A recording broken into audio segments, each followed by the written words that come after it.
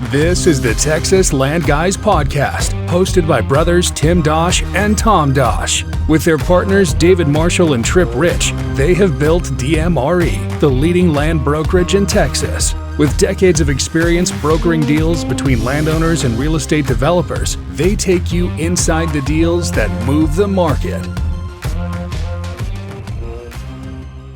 All right. Well, we have an exciting episode today on the Texas Land Guys podcast. I'm sitting here in the Dallas studio with Eric Overton, and Eric's our first interview that we're doing. We've been talking about it on the podcast. Tim and I have been mentioning that we're excited to have some clients on, some good friends to talk about the market, talk about land, discuss their background, talk about leadership, just a number of different topics we'll be hitting with Eric. And we're thinking this will probably be a multi-part episode. So looking forward to getting to speak with Eric and just introduce him to our audience so they can get to know him better. So Eric, welcome to the podcast. Thanks, Tom. Thanks, Tim. Really appreciate you guys having me on. This is exciting. I've been listening and following what you guys have been doing, and now it's like really cool to be a part of it. Never done a podcast before. So here we go. Well, we have a lot of history with Eric. Tim, I'll let you go because you have the most history. You've known Eric the longest. Yeah, I was going to say we go way back. I was trying to think when we first met. I think it was 2011 or 2012? Somewhere in there. Yeah, right after kind of coming out of the great financial crisis and sometime about then. Yeah, I remember we had, so there was a guy named Britton Church who was at JLB with Eric, and we were working with him. And, you know, JLB was one of the first aggressive multifamily buyers coming out of the Great Recession. So we were excited to work with them, and we really got this good rapport with Britton, and we were doing some deals with him. And then he's like, well, there's this new guy, Eric Overton, he's taken over. And I was like, oh man, like, is this going to be good or not? Not good. And it turned out to be really good. And, you know, that was like 15 years ago now. So it's crazy how time goes by, but we were a lot younger, and I don't think we had kids yet, or maybe we had, you know, our first kid or something. Mm-hmm. But we've seen a lot together over the years and seen you grow your career and be at different spots. And so looking forward to talking about that and just the different market cycles and how you see things today too. Yeah, no, that's a good point. And one of the kind of the cool things about this experience, getting to be on here and just talk with you guys, is especially now that, you know, Tim, I know you and I are in our 40s. Tom's not quite there yet, but you look back and there's people that you've worked with, that you've built relationships with over the last, you know, 10, 15 plus years, and been able to work together kind of in multiple contexts and multiple markets and multiple different ways. And it's just really cool how, you know, in the real estate industry and in the business, kind of what you do professionally and what you're able to do personally, how that just melds together so well. Oh yeah, absolutely. Yeah. And it's fun too to develop these friendships, you know, you realize there's a lot in common. And, you know, I know that you and Tom are doing ultra marathons together, and, you know, we both share the same faith, and, you know, just being dads and being husbands and all these things that we share. And so it's fun to have the personal side, not just the business side, you know, and develop the relationship. Yeah, absolutely. And Eric, I know you take credit for me sitting in Dallas today, moving my family to Dallas, because you worked on recruiting me for that is true for a long time. Yeah, that is true. Back when I thought there was no chance that I was going to ever live in Dallas. I think you literally use those words like, Eric, it's just not going to happen, and here we are. I think you might be taking God's credit for me being up here. But yeah, I don't want to do that. I don't want to do that at all. But I think maybe I was the messenger. That's probably true. Well, I remember sitting down with you in our Houston office when I had decided, I think it was probably fall of 2020, I decided I was going to move up here, and pulling up the map of Dallas, and you walked me through in like an hour, like, okay, here's Dallas, here's how it works, here's all the submarkets. It's crazy to think that was 5 years ago. Yeah. And now, you know, to think about just how much business we've done up here together for sure in the last 5 years. Yep. And it's been a lot of fun to get to work with you in Houston, get to work with you in Dallas. We've done closed deals together in College Station and all, you know, kind of all across Texas. So. Yeah. And I remember getting to, when you were doing that, I had, I think, lunch with Trey at this place in Arlington. Like, you know, you didn't 0 employees up here, and you're like, hey, we're thinking about hiring this guy. I'm going to move up here. You know, can you go meet him for lunch? And I mean, it's wild to think of all that's happened. Well, we appreciate all you've done to help us be successful over the years. And, you know, I think when you first told me you were leaving JLB to work at DHI, we were pretty excited at the time because JLB wasn't really doing anything in Houston, and we hadn't gotten to do anything together for a couple of years. And then, you know, you guys were really active and aggressive at DHI, so we did a lot together when you were there. But Maybe to start today, before we kind of go back into all the history and where you've been and your resume, which is really, really impressive. Let's talk about just kind of where we are today in Q2 2025 and the market we're sitting in. And I think, Tim and I have done several episodes now on trends and on predictions and how we saw the first quarter. But we're in a really interesting time. Just a lot of the macro headlines are recession, tariffs, just there's always headwinds in our business. We're always facing something. It's never, things are just, moving along with no problems. But how are you seeing the market right now? And since you're covering more than just Texas, right? It'd be interesting just to get your take on the multifamily market, the development market specifically, and just some of the cities and areas that you're excited about doing deals in this year and next year. Yeah. One of the things kind of that first comes to mind when you talk about the market, I mean, obviously, and honestly, I have no idea kind of what's going to happen. I don't think anybody does. I think one of the things that we're seeing right now in the markets broadly is just like a ton of uncertainty. Mm-hmm. And so even if you think over the last couple of weeks, we haven't had, tariffs or trade wars. I mean, we have had tariffs, but not like escalating tariffs in that kind of a sense in a long time. And, you kind of follow the news. Hey, we got 50% tariffs. Just kidding. We're going to put that off a month. Okay, now we've got 90% tariffs. Okay, just kidding. 2 more weeks. Now 150%.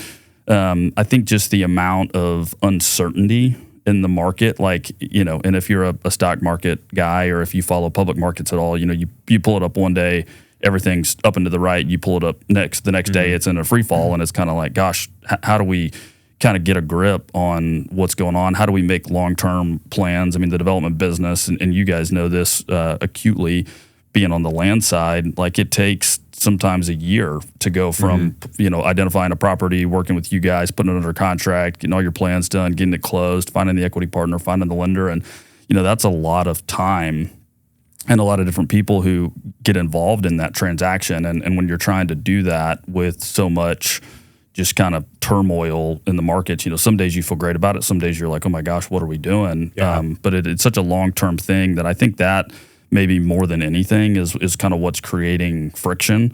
I think people want to be optimistic. I mean, you even remember last year, like the famous saying in the real estate business was stay alive till 25. Yeah, well, I mean, right. Here it's April, May, we're getting ready to go into the summer of 25 and I don't know really what rhymes with 26, but like a lot of people have just kind of are sort of just rolling that forward. Yeah. Like we know that there's good things on the horizon, but how do we kind of deal with and work through this uncertainty? And so one of the things that I just try to focus on and talk to people about day by day is just sort of big picture macroeconomic. Like if you look at the whole entire investable landscape in the world, you've got to feel really good about the United States. Yeah. If you got to feel really good about certain high growth markets in the U.S., Texas, Florida, the Southeast, maybe Phoenix, maybe Central Colorado, some of those kind of places. And that we need household creation to meet the demand that's coming. I think we've seen some delayed demand just with the economic uncertainty, but we know that there's going to be net positive demand. We know there's going to be in-migration into these markets. Like we know that we need to create housing, both multifamily for rent and single family for sale housing. It's just really hard to do that with, high mortgage rates, high interest rates, what are building products going to cost, right? I mean, we are pretty heavily reliant on imports currently. I mean, certainly the U.S. has done a better job recently of kind of making more here and being more resourceful, but there's still a lot of components that come from other places. And I think that just drives so much uncertainty that it makes it hard to kind of plan. When somebody asks, hey, what is this deal going to cost to build in a year? I don't know how anyone can do anything but guess at this point. Yeah, those are really good points. And to answer your question, it's 27 will be heaven. So unfortunately, when that's a good one. When we survived to 25, a client told me in January, 27 will be heaven. And so I was like, great. Yeah. Which my guess it's always a couple years out. It's always a couple years out. For the land guys, the hope was, well, survive to 25, start closing on the land. Right. 27 will be heaven for developers, to your point. Yep. The land is the beginning of the process. That's right.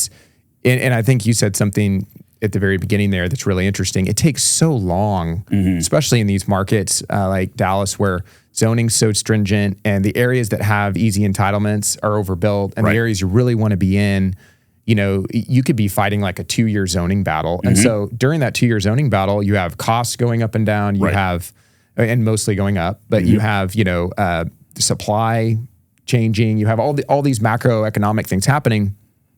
And then you finally close, and then it's going to take maybe 3-4 more years. And that's if you timed it right. That's right. To be able to sell. So that's right. It really is like, and Tim talks a lot about this and has on the podcast, but developers have to constantly be thinking ahead. Like nothing ever really underwrites today. Right. And if it does, that almost doesn't matter because you're not building it today. Correct. You know, I mean, you might be if you're breaking ground now, but if you're offering on a property, you're kind of having to try to see the future. So how have you done that as a developer, knowing, like you said, you can't see the future? Right. You know you're going to be wrong. But how do you try to see the future? Because you've been really successful when you were at JLB, when you were at DHI, on your own account. Like you've done so many deals, and you've done a lot of deals that were really successful. So is there anything you can take away from when you were, you know, looking into the future, trying to figure out how does this deal make sense, going to make sense? Yeah, I mean, it's hard to think at some level, a lot of that may be luck. I certainly don't want to take more credit than is due there. I think in hindsight, maybe looking back at some of what happened, you know, I've been able to work with really good, really smart people who think heavily on kind of real estate fundamentals and always want to know, like, okay, why does this project make sense? Why would somebody want to live here? What are the demand drivers? Where do people work? You know, how do we sort of eliminate as many of the variables as we can in order to do everything that's in our power and our control to make this, you know, opportunity site, however we want to say it, successful. But there's a lot of fundamental analysis that kind of goes into it. So, but then there's also candidly a lot of just intuition and gut, and I think sometimes that's one of the things that's kind of hard to explain to people who aren't in the development business, you know, who maybe say, hey, what does it take? And, you know, what kind of skill set do you have to have? And there are things certainly that you can teach people on, you know, you need to look for these kind of demographics. You need to look, you know, this is what the population needs to be. You can talk about access. You can talk about all these different things. But then at the end of the day, there is just this component on some of these projects where you look at it and you go, gosh, I can't really tell you how, but I just know that this is going to be a successful opportunity for us. You know, there's something about being in the neighborhood. It feels right. You can kind of look around at the comps and you can go, hey, I can see sort of an uplift here. Maybe you can see a little shift in whatever micro submarket that is. Like, you know, being in Dallas or with you guys being in Houston, like there are pockets that seem to kind of emerge. And if you can get on the front end of that, going, hey, what's sort of the new hot area? Where's the growth happening? Like, what doesn't exist that we can provide that we know is going to be successful? And again, we don't really know how, but if you just try to get sort of in the headwind or get on the front end of the wave, I think that can position you to, you know, have more success than not, versus just, you know, thinking every opportunity is great and just going and finding something just because it's available or just because it's cheap or just because it's, you know, it looks good on a map. I mean, that's not always a recipe for success. Yeah, that's a great point. I think, you know, Eric, we see so many different development partners across all the markets and all the different groups we work with. And we've realized over the years what really makes a client a really good client is actually the guy we're working with. It's not even necessarily the company, because sometimes like we'll follow someone like you from company to company because we really like working with you and we realize you're really good at your job. And I think it's a good point about what makes someone good on the development business. I think being really aggressive, but then having like the gut feel to know like this is a deal, I'm going to go make it happen, and knowing where to spend your time. And then we see other people that they're scattered and they're pursuing the wrong thing and they don't really know why. And I think there's also a component of being a developer that you have to be a salesman too. Right. You have to have that gut feeling to know how to sell it. Sell it internally, sell it to your capital, really believe in it, and know how to articulate that. And you're very good at that. But I think it's interesting just to think about what makes someone good at your business and then what makes someone weak. And we see just a dramatic difference in the outcome, based on the strength of the person in that role. Yeah, well, I appreciate that, Tim. It's thinking about a couple of the things that we worked on in Houston, back to the JLB days, even that first project that we did together, there are things that aren't really obvious. That old Park Memorial condo site, on Memorial, it had been condemned by the city of Houston. It was falling down. There were lawsuits. There was all sorts of kind of bad stuff going on. And you sort of look at that from the outside and you're like, oh man, this is a bad deal. But I think we were really excited about it. And you guys obviously knew Houston well. I didn't know it that well at the time and kind of came in after Britton and Scott had been working on it a little bit. But sort of the more you know and the more you see about what's going to happen in that area, it's like, man, there are all these problems on the surface with this deal, but like this is a great spot. And then you take something like that away from the market and replace it with a brand new, very traditional like 5-story wrap project and kind of sort of turned that area a little bit and we're really successful. Or you go up to the that property that we did on the northern end of the Heights in 24th Street. Like back then, nobody was building anything that far up north in the Heights. It's just all these kind of old mishmash warehouse metal buildings. And I remember you and I driving that. And it's like, I'm kind of looking at you and going, Tim, man, I'm starting to see it a little bit. And you're like, no, trust me. And I'm like, no, I do. And I can see it. But, what was around it at that point in time was, it wasn't great. But I think we both felt like really good about it. And that ended up being like a great project, but was probably not obvious at the outset. That's a great point. That's if you look back on all the deals, that was such a pioneering move because at that point in the Heights, we're going back, I don't know if that was 13 years ago or when that was. It was a long time ago. They were like hubcap resale shops across the street. Yep. There was an old Fiesta. It was really bad up there. There's some razor wire and stuff. Yep. So you paid, I think, in the 20s a foot, like 28 a foot for that site, or JLB did, and it was very pioneering. Today, there's land selling for 130 to 140 a foot around it. HEB's now our Fiesta is. Yep. It's probably one of the hottest parts of Houston, and you were the first one in. They kind of got it and believed the story.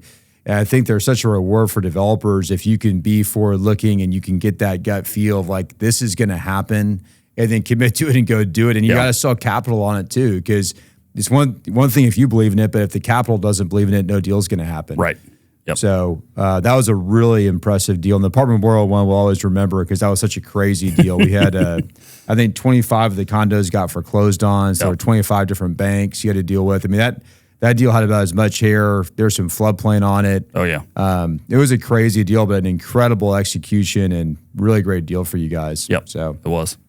Eric, you've developed deals, like we're talking about a couple examples, kind of all over the map, from really dense projects to, when you were at DHI, more kind of, suburban 3-story garden. So when you got into development, was there did you always think you were going to do multifamily development? Or let's go a little bit back into how you got into development and where you started. And then it'd be interesting to talk about some of those projects that you remember as, kind of scratch the itch of being a developer and why you got into it in the first place. Yeah. Kind of interesting story, maybe back one step before that. I started my career at Kroll Holdings out of SMU, so straight out of college in 2004, graduated from SMU. I just was, beyond fortunate. I, at the time, was dating my, who is now my wife. And I thought originally that I wanted to move to New York and kind of do fixed income structuring and, sort of go the investment banking route. And then lo and behold, you meet a woman, you start dating, and like your life plans change. And so I'm like, well, I'm about to graduate. I better get on the career website and, start applying for jobs. And so I applied to this company called Kroll Holdings. And I had heard of the Kroll family before, but, growing up in Lubbock, like certainly didn't have the longtime history with it that anybody who lived in Dallas did. And was just really, really impressed with these people and honestly just got lucky beyond all measure. I think that they, offered me a job. And so I went over there and kind of started as an analyst and worked in a couple of different roles, but ended up in kind of 2000, sort of late in the 2000s, focusing predominantly on multifamily, doing a lot of acquisitions, asset management, dispositions. And then we were doing kind of more and more equity investing. And coming out of the great financial crisis, we started working with the guys at JLB Partners with Bay Miltonberger and Scott Sherwood and Britton Church and those guys. And we did a project in Atlanta that JLB bought. It was a broken condo deal called Eon at Lindbergh. And so they tried to convert it right at the end. it all fell apart. JLB bought it, put it under contract. One of the things that they were really, really good at, kind of going back to, Park Memorial and some of the other things, was just working through these incredibly complex transactions. So, I mean, I can't even begin to remember how many foreclosed units were in that deal, and it had sat vacant for a long time. And but Bay was just so passionate about it, and he came over and was talking to us about providing the equity and telling the story, which is one of the things that they are so good at. And we ended up being the LP equity on that transaction, so got to know them really well. And obviously, on a project that's that complicated, we were talking 10, 15 times a day, every day for 4 months. And so you really get to know somebody in doing that. And so we developed a good relationship, and then we ended up buying a property in Grapevine called Terrawood that was the first ground-up development that JLB ever built. And so I just had gotten to know those guys really well, and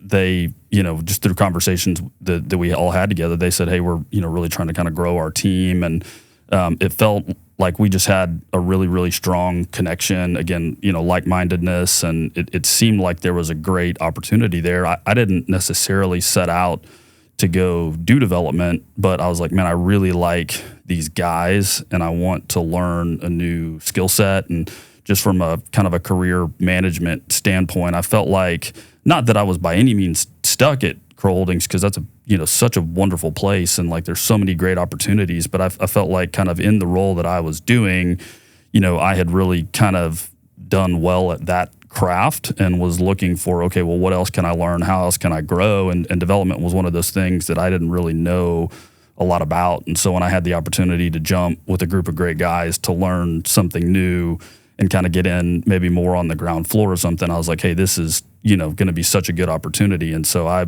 went to work over there and showed up, and I remember my first day, kind of coming in going, okay, what am I going to work on? And was doing all sorts of different stuff. But one of the interesting and difficult things about the development business is there's not really like a great training program that I'm aware of. I mean, I know I think schools have development degrees, but it's kind of hard to teach somebody how to do that. Crow, they had a great financial analyst training program. There was a binder and a manual, and you kind of walk through this process and you learn all the tools. And but on development, I just kind of showed up and was like, okay, what do I do? And they were like, I don't know, figure it out. Like just go find something to start working on and figure it out, and ask a lot of questions. And you're going to be talking to all these people that have advanced degrees, whether you're a structural engineer or an MEP engineer. This is whole language that I didn't understand, but I was just like, okay, I guess I'm gonna go figure it out. And so, you get in these meetings and you're kind of running a meeting. You've got 12 consultants, all who have master's degrees, and, you got a dummy from West Texas going, okay, well, why are we doing that? And just sort of working through that whole process. And then eventually, like, it starts to click, and you can put the pieces in place and go, okay, well, this is how you build a project, and then you do it again, and then you do it again. And every time you try to get a little bit better, and all the while, you're building relationships internally, you're building relationships with land brokers, you're building relationships with your design consultants, with people at different cities, with different equity partners and lenders. And so it was a really cool experience to get to be a part of that. But I didn't necessarily set out to do it. I just sort of followed the opportunity and the need and the people, and went where I felt like I was called to go. Yeah, that's it. Well, and JLB, obviously incredible company and history, and came from Fairfield, so all those guys had a lot of experience developing. So you got to do a lot of deals. Because when was that you started there? Started there in 2010. So really, like right out of the financial, out of the great financial crisis. They, that they'd come out of Fairfield Residential. Jim Bosler had just, people call it incredible timing. I would say it's incredible intuition. Like, he's just such a great person to kind of look big picture at the markets and know and feel what's going on. And, Bay Miltenberger, who was the managing partner, or is the managing partner, CEO, I think had learned so much from Jim and Scott Sherwood, and, all of those, all the guys over there, just developed this intuition, and I think maybe tried to do a little bit in 2007, but also not with like a high degree of conviction, because they just felt like, we were late in the cycle and you could see some headwinds. And so in 2008, 2009, 2010, without a lot of legacy issues, they were just so well positioned to be aggressive and take advantage of the market opportunity. Yeah. And it was really cool to be a part of that, although I had nothing to do with it. That sounds a little familiar. We'll get into that. But now with your role at Hilltop, you guys don't have all these legacy development issues that a lot of developers do right now. Right. And so that'll be good. I don't know if you remember this, and Tim didn't tell me this story till years later, but I started in 2012. And so we probably started working together then. And Tim told me years later that you and him have been working really closely together. And then suddenly this guy, Tom, started. And I think you have a story about, you know, one of our OMs and giving the guys a hard time. But you called Tim and said, I don't think I can work with Tom. Like, he's just too, and I don't remember the whole story, but like, he's just too intense or something. And I think I was really intense when I first started. Also, as you know, back then I was probably 23 years old or something. So just coming out of investment banking, coming into this. I don't remember saying that, but I'm sure that I did. Yeah, I'm sure you did. But it's funny because we've become such good friends. I know, yeah. And done a lot of deals together. I have done a good job of training you, I think, over the last 12 or 13 years. That's right. That's right. But tell the story about when I first started and you called the guys to give them a hard time, because that was pretty funny. Yeah, that was funny. So I remember, and in the development business, you always have this like jovial, or at least I feel like I do personally, like a jovial relationship with land brokers, and same thing you guys do with developers. And I think we both appreciate each other. But there's always kind of like some push-pull there. And so I remember seeing an OM that came out from Tim and those guys back when it was still ARA, and it said, and I just looked at it real quick, which is what most developers do at an OM, is not like spend a lot of time on it. But I could have sworn I saw Tim Dosch and Tim Dosch, and I was like, man, we put the same name on there twice. Like, there's no quality control. These land brokers are just slamming this deal together. And, I think I even took it into Scott's office and was like, look at this. Tim doesn't know how to do anything. And Scott was like, why don't you read it again? And I was like, Tom Dosch? Who is Tom Dosch? And so anyway, I went in and called Tim and was like, is this for real? Like, there's two of you? And he's like, oh yeah, this is my little brother. We're bringing him on. He's great. And I was like, okay, I got to, meet this kid. And you and I started working together. And again, like you said, you were new in the business. I had been doing it for a couple of years and by no means an expert. But I think one of the cool things about our relationship is just how it's evolved. And I think, you and I are in some ways like very, very similar, right? Like we have similar faith, we have similar interests, we have similar kind of desire to, love and care for our families, but also in some ways like probably different in how we approach things. And I think the way that we've been able to work together over the last, whatever that's been, 13, 14 years has been really cool. And I think we've both grown a lot, and, I need somebody like you who maybe is a little bit more aggressive to push me and help me grow. And I know I think I have a certain level of aggression, but certainly wouldn't characterize myself as being kind of like a hyper aggressive guy. But I've really grown to kind of appreciate that about you, how like you've been good to really, push me in some ways, maybe that's different from what, Tim was able to do. Because Tim is aggressive as well, but maybe not in the same way that's going to like motivate me. And I'm sure there's a ton of ways we don't have to get into about how I've made you better, but we can save that maybe for the next episode. I'll start thinking about that. Yeah. No, for sure. It's one of the fun things in the business. When I first started, and I remember the guys would have me call through on listings, just call through, developer lists. Yep. And hey, we have this property in Greenway Plaza, and I remember just thinking like, gosh, I don't really get to spend that much time with any specific person. It's like, every day I talk to 20 new people or 30 new people, and I don't feel like I'm getting to have like deeper conversations. But then as you do it over a long period of time, and then to Tim's point, there's some guys that have gotten out of the business, but for people like you that you've stayed in the business, you've just gone to different companies. We've gotten to work together now for, since I started in 2012. That's a long history of just getting to build a friendship and getting to do things together. And so I'll tell a lot of people that we interview now, like in this business, if you stay in the business, your clients really start to become your friends and a lot of your best friends, because you spend so much time together. It's actually a really fun business. That's what makes it a relational business. For sure. And so, that's been something good. And you're going hunting together. I mean, if you think about it, it's like every single day you're like, where's opportunity? Because we're talking about the buyer rep side of the business, which is, helping someone like Eric go find the best opportunities in whatever market he wants to find them in. And you're calling on off-market deals. You're looking at deals that are on the market. You're making offers. You're getting turned down, getting rejected, and then you're getting deals, and there's a lot of ups and downs and excitement and getting to succeed together, and it's really fun. And especially when you do it over the years, it's really like just going hunting, every day together and getting to have that experience. So it's very rewarding. It's maybe an interesting point to talk about, Tim, what we look at in developers that we like to work with, but then also for Eric, what you like to see in land brokers that you work with. And one of the things that comes to mind on our side is trust, because what is difficult a lot of times is developers will tell us what we want to hear. Sure. Yeah. I mean, there's so many times Tim and I are maybe marketing a property. So we're on that side of it. We're representing a seller. Yep. And guidance price is 10 million. And, there's developers like you that you're going to be honest with us. You're going to tell us, hey guys, like I can't make it work. Yeah. Maybe somebody can, I can't make it work. And then there's other developers that all they need to know is the guidance price, and I'll have an LOI in my inbox in 5 minutes at the guidance price. Right. And there's not a lot of trust on our side in those situations that they've done their homework, and that unfortunately they might just drop the site before it even goes under contract or right after it goes under contract. So trust is really important, and you can only really build trust over time. Right. And through reps and through seeing someone perform, seeing someone stick to their word, say they're going to do something and do it. Yep. And so that's a big one. Tim, I don't know what you would add.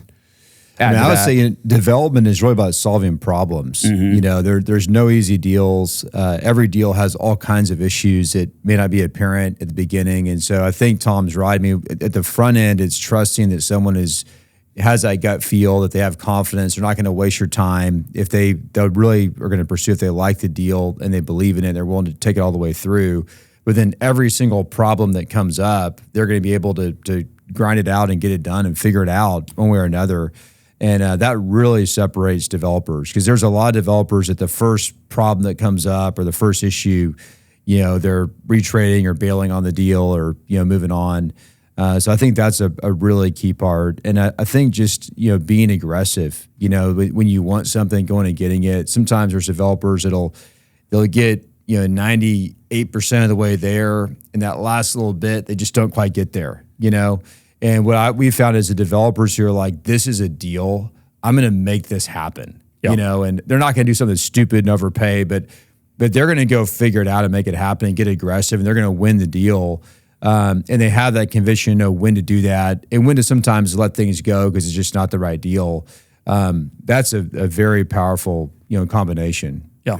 Well, another thing I think I might say there is, I can't remember if you used the word, honesty or trust or whatever. I think another thing that comes up a lot is just transparency. Yeah. Right. And that doesn't mean that, you see everything. Obviously, if you guys are representing a buyer, you've got a fiduciary, obligation to them to get them the best deal. But I think you guys also do a good job of just being like transparent if there's an issue, like, hey, look, there's some floodplain on the site. Like, here's a map. This is what shows it, and not just, drawing a pretty little box and then letting a developer maybe go spend 30 or 45 days and come back and say, well, hey, this site has floodplain on it. And, so I think just kind of both parties being able to be kind of transparent. And so one of the things, and you said it, I've always tried to do is just to be, transparent, like, hey, I can make this work or I can't make this work, or here are the challenges that I've seen. And I think you guys have equally done a good job of, where you can just being transparent with like, look, we think this is a good opportunity, but there's some challenges. It's development. We all know that. We all know that there's, you've got to work around floodplains. You got to work around access. You got to solve problems. And so I think as you guys identify those or things just like that, being able to be transparent with one another on what the challenges are. And it's really, in some respects, kind of a team approach to get these things done, right? Yeah. You can't do it yourself. And so the best situations that I think I've been a part of in the development business are when, me as a developer, you guys as the land brokers, and even to a lot of extent, the seller all kind of work as a team to get the transaction done. I mean, there's nothing that's more difficult on the front end of a project if you have, a broker who you feel like maybe is not being totally transparent with you about what's going on. You can kind of feel that there's an issue that they know about, and you're trying to figure out what it is. And you've got a landowner who's, maybe being a little bit combative and, I don't want to give you any more time. But it's like, look, I know there's something wrong, and I've kind of found these things. And so now I'm having to dig deeper and deeper to figure out what else you're not telling me versus, we've had the great fortune to be able to work together on a lot of stuff and be able to work with a lot of great land sellers who who have been equally, open and transparent and just work together as a team going, okay, I know these are the challenges. I know you've got to go solve them. And so let's everybody pitch in and do what you can to help get this thing across the goal line. It just completely changes the dynamic of a transaction. Yeah, I mean, Tim and I hate wasting time, so we always have kind of figured that it's better to be transparent with what's going on because otherwise it's going to be discovered at the end of the day. Well, I mean, time is a currency almost as much as money is, and so you'd hate to waste money just as much as you'd hate to waste time. Yeah. And that's kind of how we look at selling. We don't look at selling as trying just to get someone to buy something. Right. We want to believe, we almost on the broker side want to kind of kill the deal before we show it to someone, by looking at all those issues and being like, is this actually not a deal and why? But if it is a deal, why do we believe in it? And then we're just going to go try and convince someone what we believe, which is not very hard. I mean, that's the best way to sell. We're not having to say, hey, we think you should do this, and we're trying to hide something that's a big issue. Yeah. We can tell you all the reasons. And one of the most effective ways that we've sold in the past is telling someone the problems up front because it builds trust. It's like, hey, you're going to show me all the issues. Here's how maybe we can solve those issues, or here's a workaround for those, why we still think it's a good deal. Lay it all on the table. And then that no one's trying to hide anything from you, or you're going to find out something down the road that's going to kill the deal. Yeah. This is a silly example, but I always laugh. When Haley and I will go to dinner and, we're always kind of trying to decide between two things. And you ask the waiter, hey, what's better between this or that? Some waiters will tell you, oh, everything here is great. And you're like, okay, I know that's not true. But then I really like and appreciate the waiters who are like, oh, you should definitely order this. This is way better. It just gives you so much more confidence. And again, silly example, but when people can be transparent like that, even, you guys who are on the land brokerage business going, gosh, this site's just really tough. I don't know that I'd spend my time on it. The same as the waiter going, man, the fish is, just don't eat that. Yeah. Well, the way we think about it, and we have our investment arm too now. So we buy deals and we sell deals that we own. But the way we think about it is to build relationships like we've built over a long period of time to be able to work with you and to be able to work with groups like Trammell Crow and Alliance and Graystar and all these clients. You don't do it by getting them to buy bad deals and getting them to make bad decisions. Yep. You do it like Tim said, where we believe that, especially on the buyer rep side, where we're actually out finding those deals, we believe these are good deals and these will be good deals for them because ultimately we want them to be successful. And we know at the end of the day, a lot of the developers we're working for, it's more about them a lot of times than their company. And it's about if they can be successful, they're going to get promoted. They may go to a new company. This is their career. Right. And so that's going to be better for all of us if we're successful. And so it's important to us not to just have that transactional attitude of let's just get it sold because we want to be in business for a long time. Yep. And that's really the way to do it. Yep. Well, and you said it too, people move around. I mean, there's, different places and different companies have sort of their culture and their MO, but that also changes with who the people are that are running it. And there's, I've been a part of small companies and I've been a part of, D.R. Horton, a very, very large company, and different divisions almost have different cultures within these companies. And so it really is kind of about who are the people that you're working with every day. And as people shift around, I'm sure for you guys, one of the things I think we talked about even before this is just, what makes a good client. And I think we've hit on this a lot. And again, there are some great companies in the real estate business.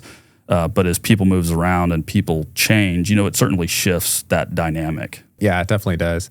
Let's talk about that for a minute because you did leave JLB, went to DHI, D.R. Horton. Yep. And those are pretty opposite companies. One obviously is the largest home builder in the country. I guess at that time they were doing multifamily, but really trying to ramp it up. Yeah, they had just started. It was 2018, and the housing growth had been really, really strong for 8 years at the time. They're the largest home builder in the country. Mr. Horton, who was an extremely prolific builder and a very aggressive, hardworking man, was kind of constantly trying to figure out how do we continue to get, year over year double-digit rent growth, or not rent growth, but double-digit growth in the business. And, when you're building 500,000 houses a year, double-digit growth is 50,000 houses. That's bigger than most companies will ever do in a year. And you got to do that year over year over year. But he was just really focused on it. And so one of the ways was, okay, well, if we can build houses, let's get in the housing business and let's, build multifamily. And so I wasn't there at the very, very beginning, but the way that I can envision it happening after knowing him for a little while was, he just was in a meeting with some of his executives, and he'd probably been talking about it for a while. And all these other guys who have been busy working on the home building business are kind of like, okay, yeah, we'll get to that. And I just imagine him looking at these two guys going, hey, like, you two get up and leave and go build an apartment complex, and like, don't come back here until it's finished. and so, that was kind of how they started. And I think pretty quickly figured out, hey, this is a great business. We really like it. But, multifamily is different from single family. Like, if we're going to do this at scale and we're going to be successful, we need people who have multifamily specific backgrounds. And so they started kind of hiring around that.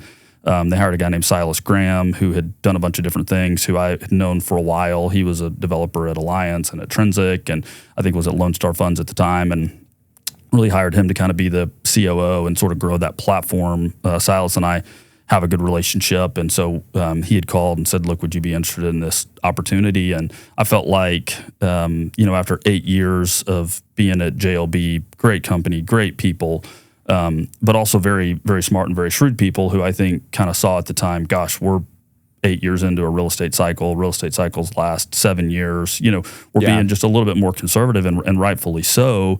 At the time I was 33 or 34, had 3 kids, was trying to continue to grow my career, and just really felt like, again, for me to sort of go to the next level and take that next opportunity, it may have to be, outside. And so it just felt like the right time to, make that shift. It wasn't anything, I tell people now, I was always a little bit wary about big publicly traded companies, but what I loved about DHI at the time was that it was really, really small. I could go be a part of building something, shaping culture, shaping people, growing a team. They were doing everything on balance sheet, so they didn't need any external capital. They had some captive land sites as part of their master plan communities, and really this mandate to continue to grow. And so it was a really compelling opportunity. And even though it was hard to leave the guys at JLB and, all those friendships, a lot of whom I'm, still really close to and talk to this day, it was still the right thing, for me and my family.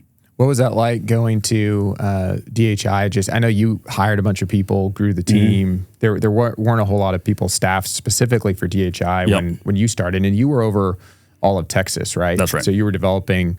Yeah, they called it the Central Region, which is like a really fancy way to say Texas.